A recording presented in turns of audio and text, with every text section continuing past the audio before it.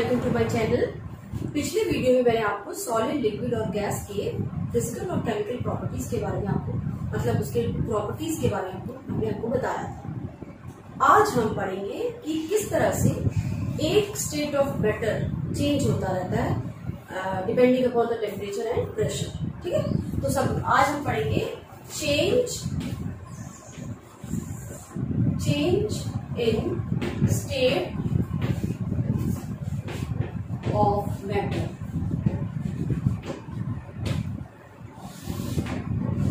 Changing या change of state of matter भी लिख सकते हैं कि किस तरह से जितने भी फिजिकल जो हमारी क्लासिफिकेशन पढ़ते हैं सॉलिड, लिक्विड और गैस, किस तरह सॉलिड लिक्विड बदल सकता है, लिक्विड गैस से बदल सकता है, यही है चेंज, है ना।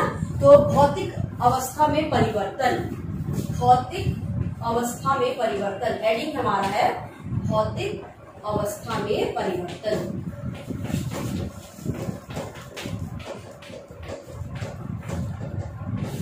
भौतिक अवस्था जैसे सॉलिड, लिक्विड और गैस, है ना, फिजिकल स्टेट चेंज करना हो तो हम क्या करते हैं, टेम्परेचर या प्रेशर को लेते हैं।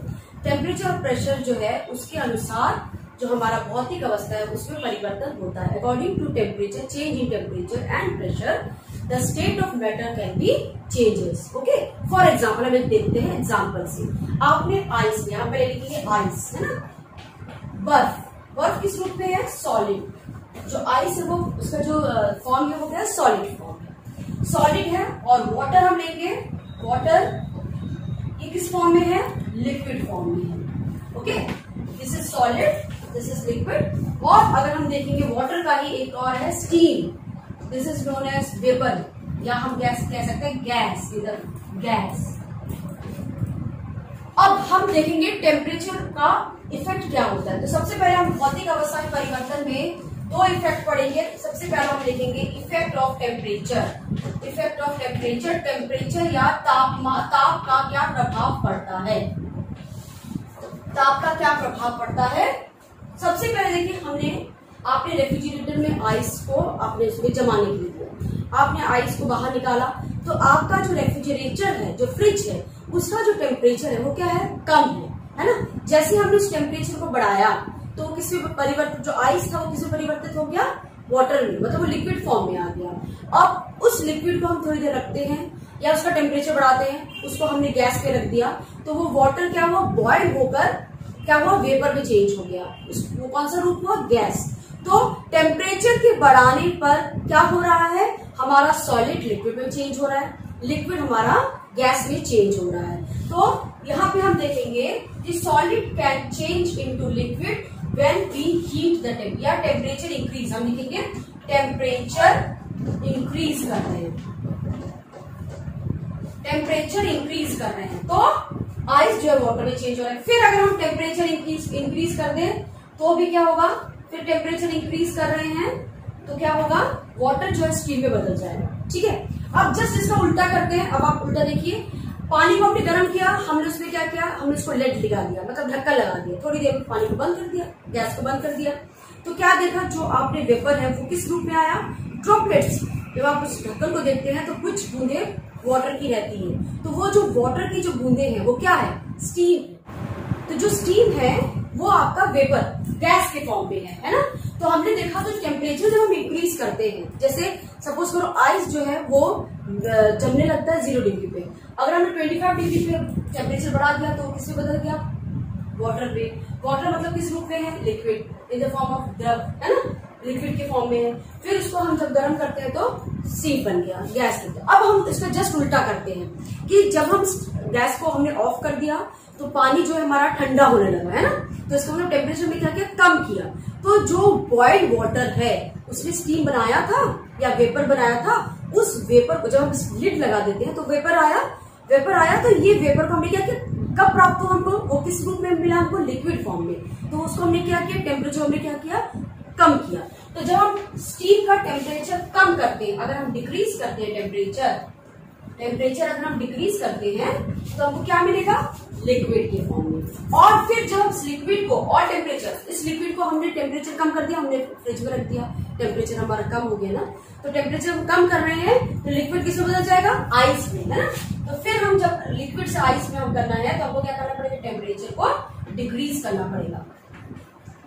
तो जब हम किसी सॉलिड में टेम्परेचर इंक्रीज करते हैं, टेम्परेचर इंक्रीज करते तो लिक्विड बदल जाता है, फिर लिक्विड का टेम्परेचर इंक्रीज करेंगे तो वो वेपर में चेंज हो जाता है, वेपर का टेम्परेचर डिक्रीज करेंगे तो हमारा क्या होगा, लिक्विड में फॉर्म हो जाएगा, लिक्विड का फिर हम टेम्परेचर डिक्रीज करते हैं तो वो सॉलिड में बदल जाएगा। तो ये हो गया हमारा टेम्परेचर का इफेक्ट कि किस तरह से सॉलिड लिक्विड में चेंज हो सकता है, लिक्विड गैस में चेंज हो सकता है। तो this is the change of state of matter according to the temperature.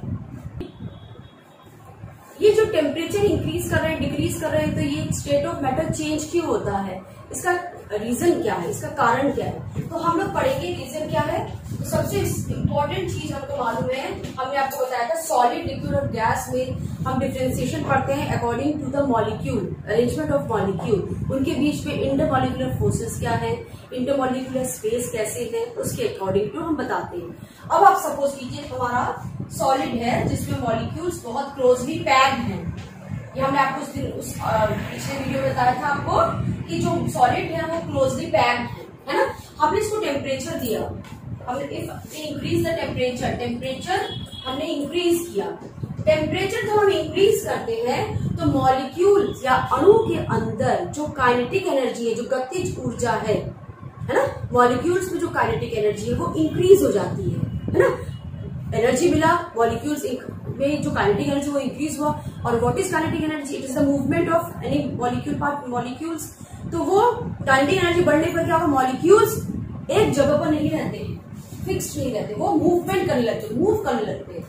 और जैसे ही मूव करेंगे, अपने पोजीशन से हिल जाएंगे, तो क्या होगा कि सॉलिड का जो अरेंजमेंट होता है, रेगुलर अरेंजमेंट, उससे वो डिफरेंट हो जाते हैं। तो सॉलिड जो है वो किससे बदल जाएगा, लिक्विड में। क्योंकि जब हम डिफरेंस देखते हैं तो सॉलिड में मॉलिक्यूल्स होते हैं पास पास होते हैं, इनके इंटरमॉलिक्यूलर स्पेस बहुत कम होता है एज कम्पेयर टू लिक्विड, लेकिन इसमें इंटरमॉलिक्यूलर स्पेस जो है वो बढ़ गया, है ना। तो इसीलिए तो सबसे इंपॉर्टेंट है कि टेम्परेचर बढ़ाने पर मॉलिक्यूल्स के काइनेटिक एनर्जी बढ़ जाती है, और काइनेटिक एनर्जी बढ़ जाने पर ये मूव करते हैं। और मॉलिक्यूल जब मूव करता है तो ये सॉलिड से किससे बदल जाएगा, जो मॉलिक्यूल एक जगह से मूव करने लगेंगे तो वो लिक्विड में बदल जाएगा।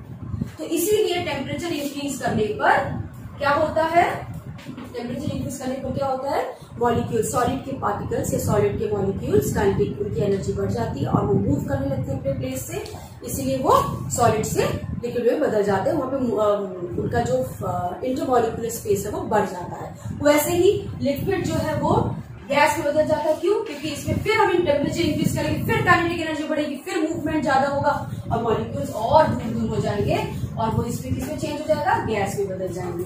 इसीलिए इफेक्ट ऑफ टेम्परेचर जो है वो किस पर डिपेंड करता है, मॉलिक्यूल की काइनेटिक एनर्जी पर डिपेंड करता है और उनके इंटरमॉलिक्यूलर स्पेस पे डिपेंड करता है, जिसके द्वारा वो फिजिकल स्टेट उनका चेंज हो जाता है। According to the increase in the kinetic energy of molecules, the position of the molecule, the intermolecular space increases, hence the state of matter changes, solid to liquid and liquid to gas.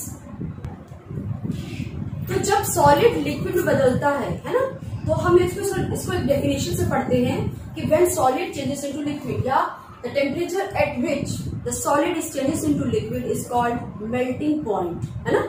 ऐसा temperature जिसमें जो आपका ठोस है वो liquid में बदल जाता है या द्रव में बदलता है, उस टेम्परेचर को हम मेल्टिंग पॉइंट कहते हैं।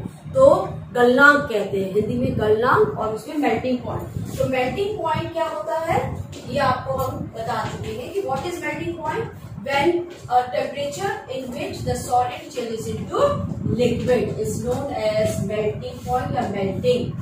And point is what? Point is the temperature. Okay. So definition देंगे तो the temperature at which the solid changes into liquid is known as melting point. And what is melting? The process of any equal solid particle changes into liquid is known as melting. वैसे ही जब हम एक और चीज पढ़ते हैं, boiling. तो what is boiling and what is boiling point? Then the temperature at which the liquid is changes into gas. Atom at an atmospheric pressure या in atmospheric pressure is known as boiling point. So when liquid is changes into gas is known as boiling. And what is boiling point? The temperature at which the liquid is changes into gas in a definite atomic in a given atomic pressure, atmospheric pressure is known as boiling point. तो अगर हम water का देखें, water का melting point क्या है? 0 degree Celsius. तो 0 degree पर जो पानी वो 0 डिग्री के बाद जो है जो लिक्विड है वो गैस सॉलिड जो है वो लिक्विड में चेंज हो जाता है। And what is the boiling point? 100 degree Celsius के बाद बॉइलिंग शुरू हो जाती है, लिक्विड जो है वो गैस में परिवर्तित हो जाता है, लिक्विड जो गैस में परिवर्तित होगा तो मेल्टिंग पॉइंट और ये बॉइलिंग पॉइंट है।